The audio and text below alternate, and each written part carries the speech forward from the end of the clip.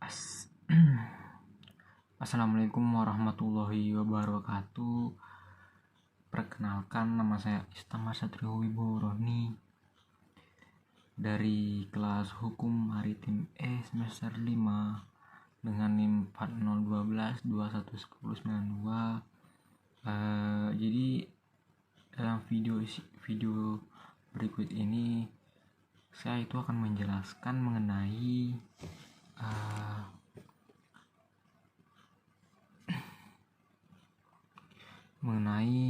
pembagian wilayah laut dengan lengkap beserta yurisdiksi yang berlaku.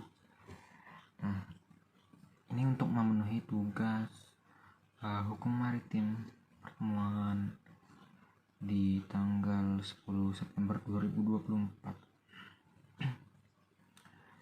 Jadi untuk penugasannya sendiri itu jelaskan secara rinci pembagian wilayah laut dengan lengkap beserta yurisdiksi yang berlaku.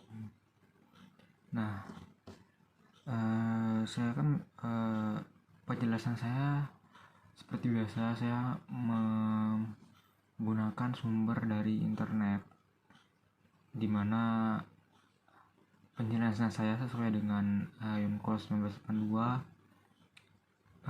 Pembagian wilayah laut menurut UNCLOS 1982 atau Konvensi Perserikatan Bangsa-Bangsa tentang Hukum Laut UNCLOS 1982 merupakan perjanjian internasional yang mengatur berbagai aspek hukum laut, termasuk pembagian wilayah laut. Nah, menurut UNCLOS 1982, pembagian wilayah laut itu yang pertama ada laut teritorial, merupakan wilayah laut di bawah kedaulatan penuh negara pantai. Lalu lebarnya itu tidak boleh melebihi 12 mil laut dari garis dasar. Lalu yang tiga, negara pantai memiliki hak penuh atas eksplorasi, eksploitasi, konservasi, dan pengelolaan sumber daya alam, baik hidup maupun tidak hidup. Lalu bahwasanya di laut teritorial itu kapal asing memiliki hak lintas damai di laut teritorial. Lalu ada archipelagic waters atau perairan kepulauan. Archipelagic itu adalah khusus untuk negara kepulauan seperti Indonesia, di mana perairan di antara dan di dalam kepulauan dianggap sebagai satu kesatuan. Yang kedua adalah negara kepulauan memiliki kedaulatan penuh atas perairan kepulauannya. Yang ketiga, hak lintas damai kapal asing diatur dalam UNCLOS 1982. Yang ketiga ada zona contiguous atau zona berdampingan. Itu merupakan zona di luar laut teritorial yang berbatasan laut langsung dengannya. Nah, lebarnya tidak boleh melebihi 12 mil laut dari batas luar laut teritorial. Lalu yang selanjutnya, negara pantai memiliki hak untuk mencegah dan menghukum pelanggaran terhadap hukum dan peraturan kepabeanan fiskal, imigrasi, dan sanitasi. Selanjutnya yang keempat ada zona ekonomi eksklusif atau ZEE. Ini merupakan zona yang secara umum banyak kita dengar, di mana itu merupakan zona di luar laut teritorial dan zona berdampingan. Lebarnya tidak boleh melebihi 200 mil laut dari garis dasar. Negara pantai memiliki hak eksklusif untuk mengeksploitasi sumber daya alam baik hidup maupun tidak hidup. Lalu negara lain memiliki hak untuk melakukan pelayaran damai, meletakkan kabel dan pipa, dan terbang di atas zona ekonomi eksklusif atau ZTE. Yang kelima adalah landas kontinen. Landas kontinen merupakan perpanjangan alami dari deretan negara pantai ke bawah laut. Negara pantai memiliki hak eksklusif untuk mengeksploitasi sumber daya alam non hidup di landas kontinennya. Yang ketiga adalah batas luar landas kontinen dapat melebihi 200 mil laut jika terdapat dasar laut yang landai.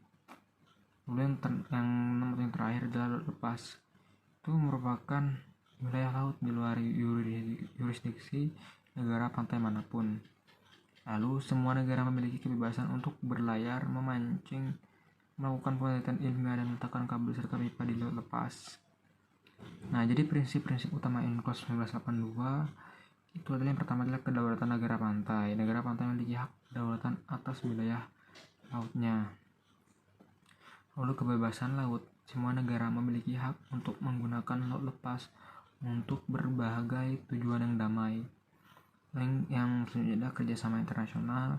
Negara-negara pantai harus bekerja sama dalam pengelolaan sumber daya laut dan perlindungan lingkungan laut. Lalu yang terakhir adalah penyelesaian sengketa secara damai. Sengketa mengenai hukum laut harus diselesaikan secara damai melalui mekanisme yang ditetapkan dalam UNCLOS 1982.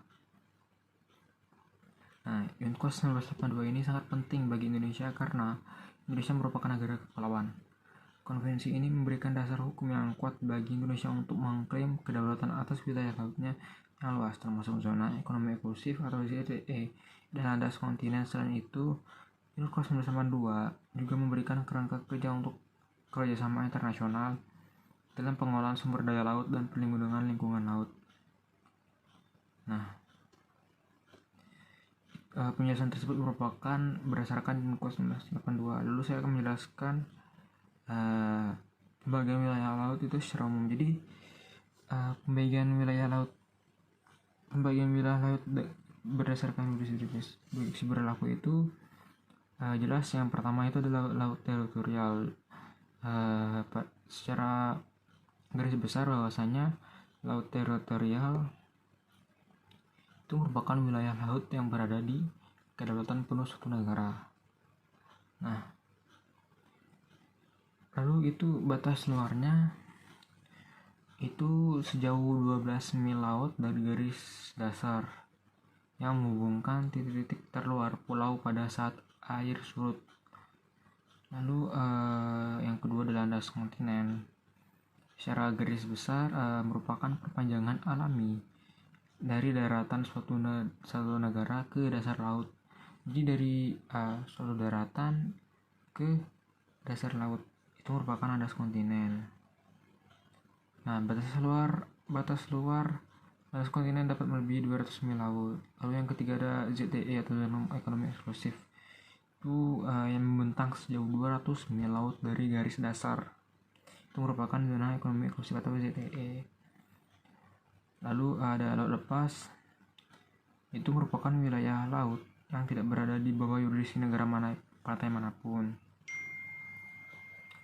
Lalu untuk yurisdiksi atas wilayah laut itu sangat penting ya untuk dipelajari karena pembagian wilayah itu sangat penting karena itu pertama adalah untuk mencegah konflik. Dengan adanya aturan yang jelas, negara-negara pantai dapat menghindari perselisihan mengenai batas wilayah laut. Kedua, melindungi sumber daya laut, di mana pembagian wilayah laut memungkinkan negara pantai untuk mengolah sumber daya laut secara berkelanjutan dan mencegah eksploitasi berlebihan. Lalu yang ketiga adalah mempromosikan kerjasama internasional. Pembagian wilayah laut mendorong negara-negara pantai untuk bekerja sama dalam pengelolaan sumber daya laut dan perlindungan lingkungan laut. Nah, jadi kesimpulannya pembagian wilayah laut berdasarkan yurisdiksi yang berlaku itu sangat penting dipelajari karena itu banyak aspek yang dapat kita pelajari dan serta sangat penting untuk mencegah konflik. Jadi mungkin itu saja yang dapat saya sampaikan mengenai pembagian wilayah berdasarkan yurisdiksi berlaku. Sumbernya saya cari di internet. Jika ada salah kata saya mohon maaf. Wassalamualaikum warahmatullahi wabarakatuh.